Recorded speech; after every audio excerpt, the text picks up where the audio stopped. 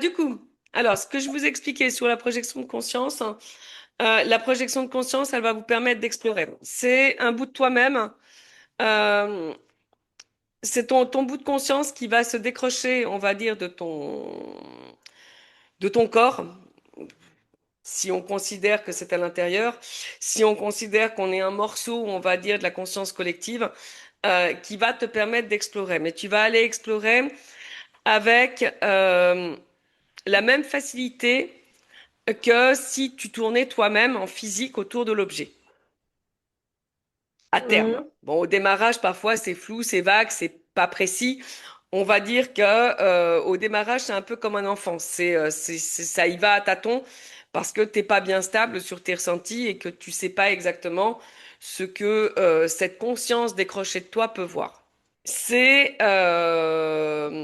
si Ok.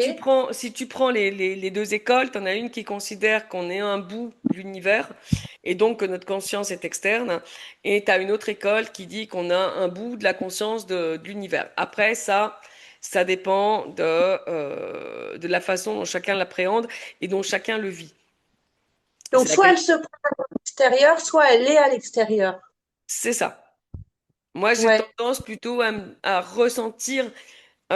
Quand j'expérimente ça, je réfléchissais à ta question tout à l'heure, moi j'ai plutôt tendance à ressentir que je viens me connecter à quelque chose d'externe. C'est ça. Oui, oui. Que ça Euh, part de toi. que ça part de moi, qu'il y a une partie de moi qui vient comme si ça venait se pluguer finalement sur quelque chose qui est à l'extérieur. Mhm. Voilà. Ok.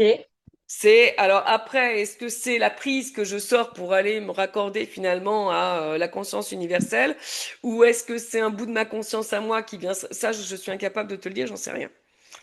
Par contre, quand on l'expérimente, tu vas vivre la chose exactement comme dans le terrestre. Une fois que tes ressentis sont bien stables, une fois que tu as compris comment ça fonctionnait, tu vas pouvoir faire le tour de ton objet et pouvoir le disséquer. Alors, tu vas pas voir l'objet en tant que tel, mais tu vas voir des éléments de ton objet. Un peu comme quand on faisait les stades de remote viewing, tu vas sentir une température et puis tu vas voir un angle. Et après, disons que la difficulté, c'est de comprendre où tu te situes. Quand tu as compris où ta conscience se trouvait par rapport à l'objet et comment la faire tourner autour de cet objet, tu vas voir les différentes facettes de ton objet.